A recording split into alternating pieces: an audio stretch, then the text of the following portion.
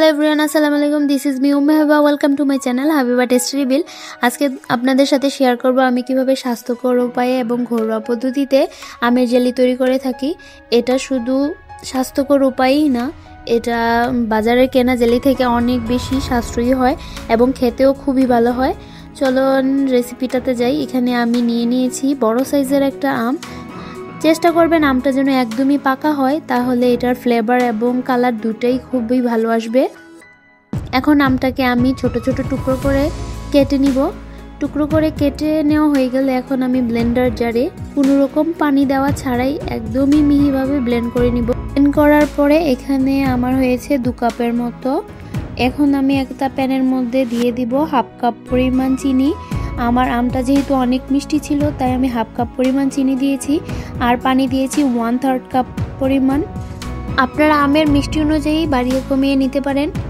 এখন চিনিটা গলে গিয়ে বলক চলে আসলে আমি আমের পিউরিটা মিশিয়ে নিব। এখানে কিন্তু চিনিটা ঘন বা পাতলা না, একদমই ভালোভাবে গলে গেলেই আমের পিউরিটা মিশিয়ে দিতে হবে। এখন আমি ভালোভাবে আমের পিউরিটা নেড়ে চেড়ে চিনির সাথে মিশিয়ে দিচ্ছি। আমি এটাকে 5 মিনিটের মতো জাল করে নিয়ে এখানে মিশিয়ে নিচ্ছি 2 টেবিল চামচ পরিমাণ লেবুর রস। এখানে কিন্তু লেবুর রসটা অবশ্যই মিশাতে হবে।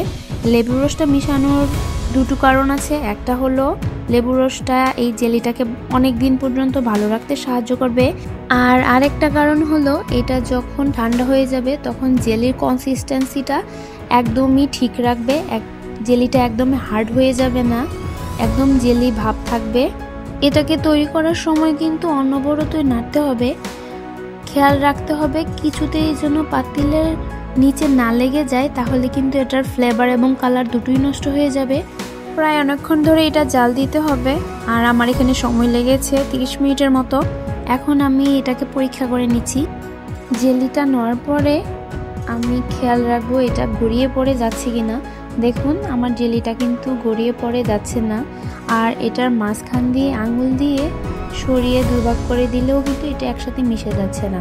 এখন আমি একটা কাচের জার নিয়ে নিয়েছি, এটা অবশ্যই জীবাণুমুক্ত করে নিতে হবে।